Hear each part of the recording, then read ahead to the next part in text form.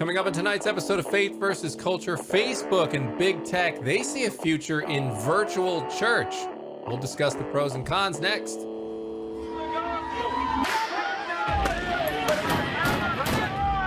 have sex before you marry is a bad idea. Don't tell me there's no such thing as gun violence.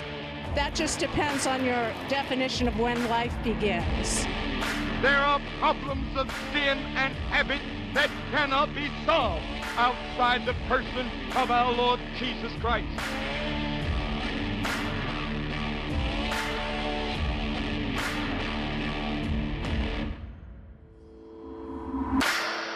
Well, hello and welcome to this episode of Faith versus Culture right here on the CBN News Channel. My name is Dan Andros. I am the managing editor of CBN's FaithWire.com, joined this week by journalist and author Billy Hallowell. Billy, what's going on? I'm doing well. Thanks for having me today. Yeah, we got a lot to cover. We're gonna talk about this interesting kind of edict from Facebook's sort of faith conference that they had. But also I wanted to talk about the insane rise in homeschooling and what is driving that surge. I think that pertains to Christians a lot. And also, too, we've got to talk about the latest Satan shoes that are out. I don't know why everyone keeps making Satan shoes, but we'll show you the brand that's, I guess, dabbling in the occult. And look, you're an expert on these demon issues, Billy. I mean, I don't know. It makes me a little suspicious of you that's what you're an expert on. But I am. It's an area of intrigue, but I'll tell you, it's crazy. These stories are crazy, and I feel like they keep getting weirder and weirder as we'll discuss. Yeah. Let's start here on big tech and Facebook. And you have the chief operating officer for Facebook, Sheryl Sandberg, who is Jewish. I did not know that until checking out this article. But she said she's looking forward to the day when churches and other religious groups begin hosting services in virtual reality. And I think that means that's a little different than just online service, like kind of what we're experiencing now because of COVID. And so that's a vision that they share. She said, as a person of faith myself, I know how important it is for my family to be able to stay connected with our Jewish community remotely. We've been able to celebrate high holy days from our home thanks to technology. And she talked about how that's kind of the point of Facebook, at least as they see it, is to bring people of like minds and that share interests, bring them together, allow them to be able to connect in ways that they normally couldn't if they're not geographically near one another. So on the outset, it seems like, all right, seems like a good idea. I mean, we've benefited from COVID, being able to not miss church when we were really forced not to. But let's flesh this one out a little bit, Billy. Where can we see some positives? What are some things we need to be concerned about? Well, so when we talk about virtual reality, the thing I'm picturing is like having the glasses on, right? Right. And looking around and you're in church, like you're in the sanctuary.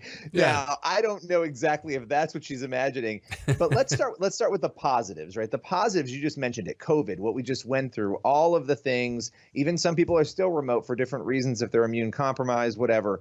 It was really positive to be able to watch church at home, right? To be able to still be engaged. If this had happened 15, 20 years ago, we really would have been in a very strange situation where a lot of people would have been disconnected. They'd be doing their own Bible studies. They'd be doing things, on their own with maybe their family without having that connection. So there is a lot of positivity to having the technology. The other positive that I want to mention is that when you look at this, there's been a lot of assumptions about social media in general, and some things have maybe proven true at moments about information being restricted and whatnot. And one of the areas of concern has been faith.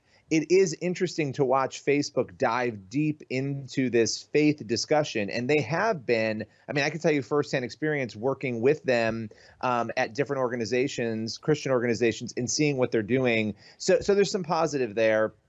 I think on the other side, though, and then you could speak to this, I'm sure, but my concern is that we're encouraging people potentially to not be in person in community, which is a major part, in my mind, of our faith. Again, in community together, celebrating and worshiping Jesus. It seems like that's a hard thing to do remotely only. Yeah. Yeah. And look, the Bible tells us to gather together. And I know some people have said, well, we're gathering together when we gather virtually. And I don't think that that's true, because you're able to get the message. And I think that's great. Like when you're in a pinch, and, I know a couple times we've had to be traveling for various reasons. And so we're still able to get the message from church. And that's great. But you want that to be the exception, not the rule. And you want to be with the saints. You want to be with other believers. And to really be in the present, because people just don't share the same way they do online. And first of all, you can't talk to anyone. It's a one-way message when you're receiving online church, right? Like it's really an emergency stopgap, in my view. So that you can just get the message and still at least be connected that way, not feel like you completely skip church. But you don't get to talk to people. You don't get to, say, hey, how you doing? And have somebody, share something maybe they're going through. Or sometimes a lot of churches, they lay hands on one another when they pray. And there's so much more depth about meeting in person with one another that even with the virtual goggles on, I don't think you're going to be able to replicate. I just keep picturing myself wearing them, like in my living Everyone's room sitting alone, at and there's home people going, like reaching out to touch people who aren't there. I think for me, it's almost like, I think this is great in a lot of ways, right? You've got this focus on faith. We want to build community. To me, that's in addition to church, right? It's like, how can this, think about Facebook as a company, no matter what people think. I know there's lots of different views about social media companies right now, but as a company has made a decision to bring in Nona Jones, who's really heading this faith partnerships deal they've got going on and up. And she's a believer, and they've got her making these connections. There's a lot you could do with virtual Bible studies. And again, that's another great thing to do in person. But the reality is it opens us up to a lot of really cool things we could do in addition to church. But I don't know about you. When I was remote from church and COVID was going on, I missed being at church. I wanted to be around people. I was dying to have that connection. And I just don't think we can replicate that. So to me, I don't think we should throw the baby out with the bathwater. It is interesting to look at different ways that we can integrate Facebook in, but I don't think it's a replacement for church personally, and I don't think it should be. Another thing I want to talk about with big tech here, Billy, is I think that on the one hand, there's good interest there. You can see Sandberg saying, she's Jewish, and they bring in Nona Jones, and they have all these people that they're connecting, the faith groups. But then there's the other side of me that sees big tech that always seems to be conveniently canceling or accidentally suspending the accounts of Christian conservatives. And I just can't help but think putting more of our infrastructure in church online is setting ourselves up for a disaster when it comes to censorship, because we all know how big tech and mainstream culture views mainstream Christian views on LGBT issues in particular. I think that would be the most obvious one, where they're going to say, oh, well, wait a minute, we don't allow hate speech. That goes against our community standards, which is a popular term that everybody should be familiar with now if you've used big tech. They just use that as a bludgeon to just delete people or suspend them. And then when they realize they've overstepped their bounds and everyone complains, they go, you know what? We made an error. I mean, at some point, it's not going to be an error. And I think putting too much of ourselves, where we're kind of setting up our infrastructure, how we do church online, is a bad idea. Unless we're in control of it, right? Unless we have control of the platform where it's happening, or we, and that's obviously a lofty goal, but there are companies and organizations and some of the bigger churches. I mean, listen, if you've got some of these big mega churches who have figured out their own tech on some of this, or they're kind of watching what Facebook is doing and recreating it themselves in terms of hosting online events and things like that, I think we can learn a lot in that way, right? But I 100% agree. I mean, listen, I watched, for when Unplanned came out, when that movie came out, I remember watching the Twitter account get suspended the weekend that movie came out, right? Now, it was a mistake, apparently, that account was suspended, just so happened to be on the movie's release weekend. And, there were lots of sketchy things about that. But I think that we don't know where culture will be in 5 years, but we know where it is right now, and it's not great. And so to assume that it's not going to get worse, it probably will. And I think you make a great point. We need to make sure that we're protecting, if we're going to invest in something and put all this effort and time into it, that it's not going to just be shut down at some point because of that. Yeah, absolutely. All right, well, let's shift gears right over into the spiritual realm of demonic forces of wickedness, Billy.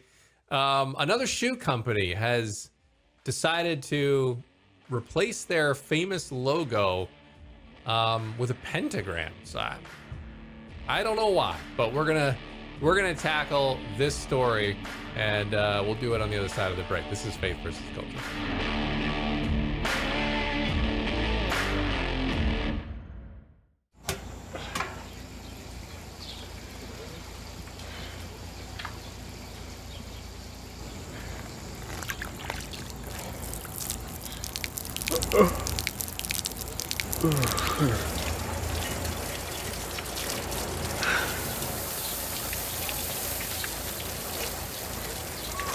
Life is better with a good night's sleep. Get your free DVD or booklet of Protect Your Sleep as the world watches from the outside. It's a big diplomatic tug of war here in the Middle East. Go inside the story with Jerusalem Dateline. Israeli archaeologists are talking about a discovery that could change the thinking about the Temple Mount. Join CBN Jerusalem Bureau Chief Chris Mitchell and get the biblical perspective on the events shaping the world. What starts in Israel then ends up going to other places. Watch Jerusalem Dateline Friday night at 8:30 on the CBN News Channel. Life. It's meant to be lived fully. Jesus said it. I came to give you life. Life to the fullest. Life in your family. Life in your finances. Life in your body, mind, and spirit. Life in your everyday.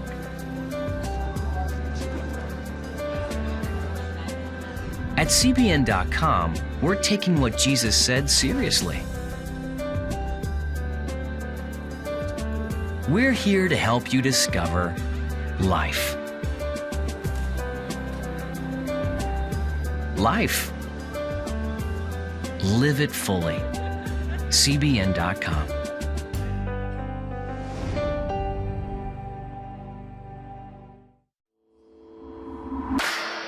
All right, we're back on this episode of Faith versus Culture. Dan Andros here, Billy Hallowell there this week, joining us as we cover stories that matter for the intersection of faith and culture. Talked last segment about Facebook's desire to move towards virtual church. And, Billy, I was thinking it's kind of one of those things that would have been like a silly idea that everyone would have thought, no way that's even going to come close to happening. And then COVID hits, so it's actually more something that now people are a little used to, so it could happen. So if you it went from being a Babylon Bee story to a not the Bee story, and not too much time there. Yeah, so if you want to hear that conversation, go check out the last segment. But for now, we are going to transition over here to, if you like Converse, this is going to probably put a little damper on that. Earlier this week, Converse unveiled a new limited edition collaboration with fashion designer Rick Owens through his brand. How do you even say that? I don't even know what that is. DRK. I didn't even try. Dark Shadow. Yeah, okay, I get it. I get it now. All right, Dark Shadow. Got it. The sneakers, coming in several styles, feature a pentagram in place of the iconic Chuck Taylor star. And there you can see it there. I want to read this statement, Billy, because you have written a book that dives into demonic activity, and the Bible. We've talked about it. The Bible's clear. That's a real thing if you are a Bible believer. So it's real, but for Bible believers, you know what I mean. All right, so let's read this. Let's read this quote here from the designer, because this is interesting. He said, "I've been using this pentagram for a long time because obviously it has adolescent occult associations, but I like geometric diagrams because in a very primal way, there's a culture's grasp for control and a way to organize thoughts and systems. And a pentagram in this day and age with all of its associations, I like the fact that it refers to an alternative system. And that suggests openness and empathy. It suggests the pursuit of pleasure, the pursuit of sensation. But one of the main things that I think it suggests is empathy and a consideration of systems of living that might not be standard. So that leads us to be more accepting and tolerant of other systems, which I think is a good thing. Wow. I mean, that is a statement that I would not have expected to be associated with this, but what did you, as someone who's covered the occult and all this, what did you think when you read that?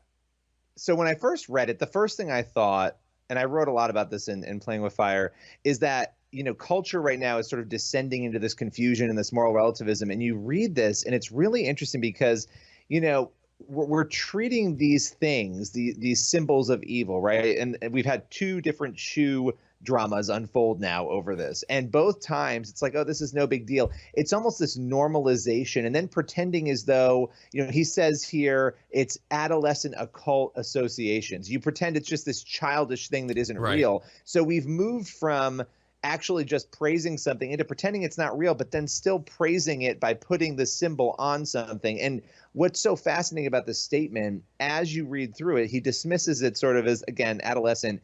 And then he starts talking about, he likes the fact that it's about alternative systems and openness. And the empathy part is really interesting, but the pursuit of pleasure, even when you were reading it, I think that stuck out to you. The pursuit of pleasure and, you know, the pursuit of sensation. And you start to realize, whether this person realizes it or not, what they're starting to describe is what we actually see sort of unfold, the focus on the self, right? When you move into this realm of sort of looking at how evil affects us and how, and let me just pull back on that a little bit, how a disassociation or a disregard for God would affect us as human beings. And that's what we're watching in our culture. So not to overcomplicate that, but the statement's actually very telling to me in light of this subject matter. That is interesting. And another thing I see is, you know, that because it is interesting that you mentioned that it's like very kind of dismissive, like you said, of sort of the implications of, you know, the occult, just these childlike occult things. It's no big deal. And then, but then the association with empathy. And I think, you know, because this is a satanic, I mean, this is Satan, who is the literal embodiment of evil. And you're trying to then associate it with good. And I think, you know, we know in Romans, you know, what the Bible says in Romans about, I think Romans 1 about, you know, flipping that kind of on its head, like what's good is, you know, evil and what's evil is good in their eyes. And so I think that's what you kind of have going on here. And I think you see a lot of that in culture now, where there's not just a disagreement on what is good. There is a flip, like abortion, for example. It used to be safe, legal, and rare. But now what is the secular crowd going for? That shout your abortion. Like they're trying to say this is good. So you're seeing normalize it. Yeah. Normalize and you're seeing, it. And, Right. and praise it. Yeah. Make it like this is an okay thing. I mean, sex work is another one. And I think a lot of that is the secular left, secular progressives kind of have realized their inconsistencies on some of these things and are realizing like, oh, why am I okay with allowing that? Because it's good. It's empowering. So that is interesting to me, because I think that is part of a larger cultural trend where we're seeing Romans 1 play out, where things that are evil are being described as good. Absolutely. And you have this disregard, you know, again, that dismissal at the top of this statement. If you're going to put a pentagram, the pentagram has meant a lot of different things to a lot of different religions over the years. You know, you can go all the way back to the beginning of human history. It has appeared in different ways. But the current meaning of what this is, and this is acknowledged in this statement, is it's associated with the occult and with evil and with witchcraft. That's what it's associated with. And so you have, though, this sort of diminished acceptance of Ephesians 6, this battle over good and evil. It's almost as like, this isn't even real. We don't need to care about it. We can pretend it's silly. And that's such a deception, because we know this is real. And the irony of it is, here is this symbol of evil being slapped on shoes, right? And being put out there. And I think for me, that's one of the most troubling things, is the idea that none of this is real and that we're just going to live our best lives and do whatever we want. And we see that in this. I mean, the statement is that this is a reminder to sort of seek pleasure. And everything you were saying about Romans 1 is 100% accurate. Yeah. All right. Good stuff. We will be back on the other side of the break. I think not disconnected here, Billy. We're going to talk about homeschooling. Maybe you should, I mean, just looking at some of the things going on here, I don't know. I mean, maybe it makes some sense. So we'll talk about that rise in homeschooling and why people are doing it on the other side of the break. This is Faith versus Culture. Back in a second.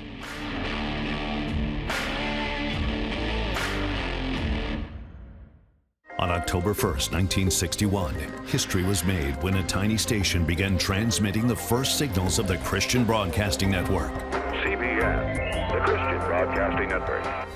And now, a new era has begun with the all-new CBN News Channel. Just moments ago, the Iron Dome intercepted an incoming rocket right on the Gaza border. Administering in this area, spiritual warfare is definitely involved. A 24/7 news network, bringing you the news you want from a source you can trust. In Kenya, 40% of the medical services are actually provided by these Christian hospitals. Let's talk about the economy. Believers here are joining together to win people to Jesus Christ. All your favorite shows now in one place. Go to cbnnewschannel.com to find out how to get the CBN News Channel on your TV all day, every day. CBN News.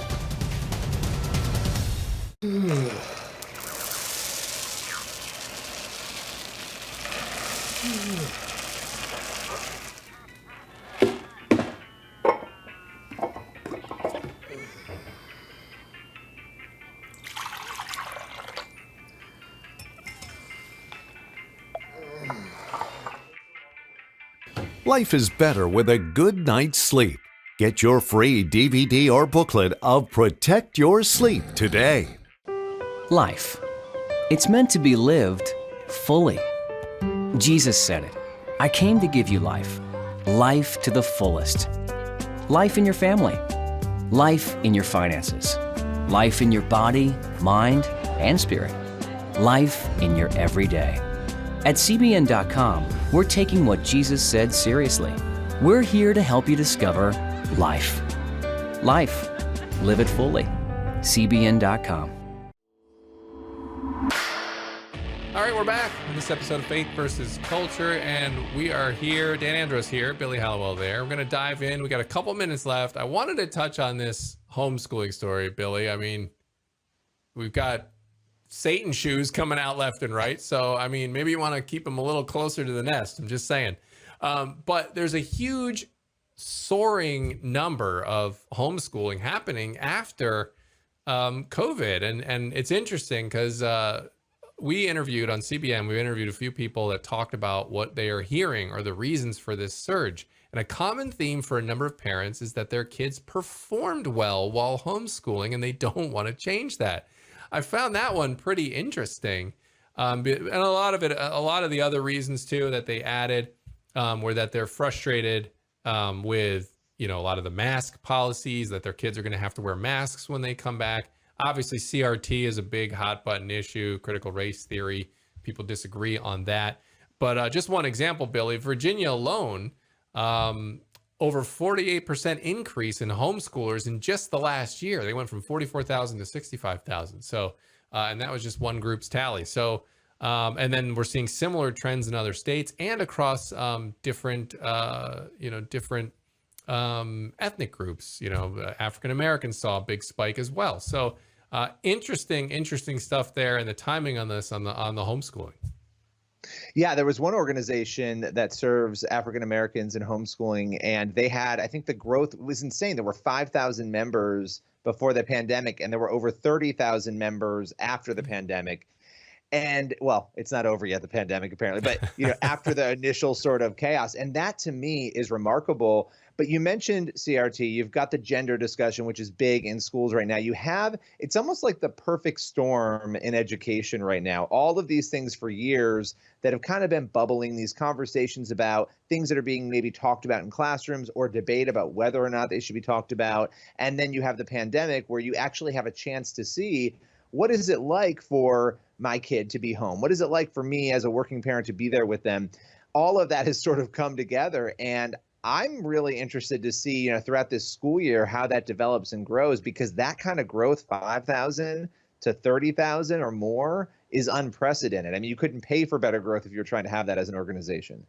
Yeah, and it is tough to pin down the exact reason, but like you said, I think it's a perfect storm of things. And the other factor that's assisting this is because I think a lot of parents are two parent working homes. And so it makes homeschooling kind of a non-starter because they're like, well, we both work. But Now, because so many people are working from home because of the pandemic, they got used to that. A lot of companies are like, hey, this works just fine. If you want to work at home, do it. So now a lot of them are figuring out, hey, I can actually do this because I can kind of, I can take a break here and I can, check in on them and keep them going and then go back to my work. And it gives them a little more flexibility. So it's a unique time that's allowing all of this to take place. It is. And, school choice was always the conversation that a lot of people on the conservative side would have. And nobody ever thought, again, how did the pandemic change life? Nobody ever really thought that a form of school choice, I mean, it always is part of that, but this big of one would be homeschooling. I mean, it's really interesting to think through that forcing people to be home with their kids may have actually sparked thousands of people to say, you know what, this is a better option for me. And so it just creates some new windows of opportunity, even for businesses. If you're trying to hire people, do you take this into account? If they have families, having more flexible schedules, does that benefit your business too, maybe? So there's a lot to consider there. Yeah, all right. That's all the time we have for today. Billy, thanks so much for joining us and stopping by this Thanks week. for having Appreciate me. your time. All right, we'll be back to wrap it up. On the other side of the break, this is Faith versus Culture.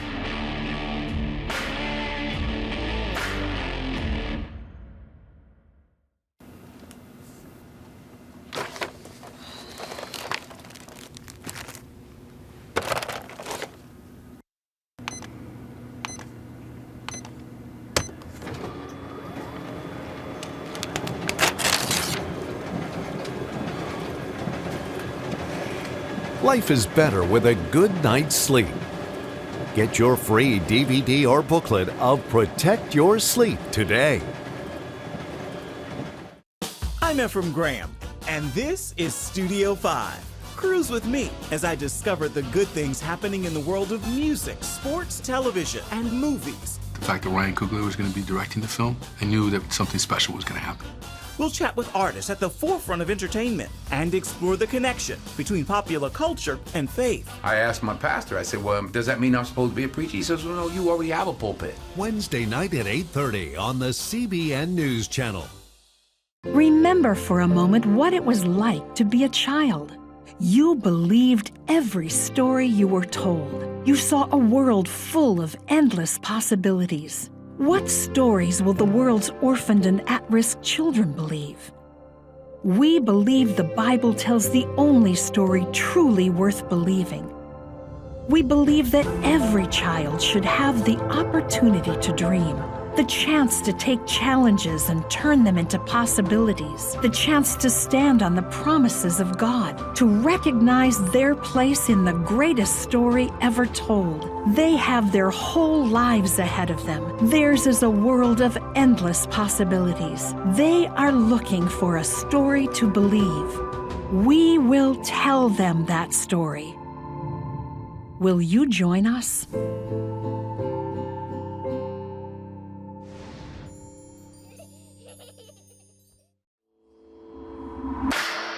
All right, that is all the time we have for this episode of Faith versus Culture. Thanks as always for being here. And also, as always, we'll be praying for you throughout this week. We hope you have a great one. God bless. We'll see you back here next time.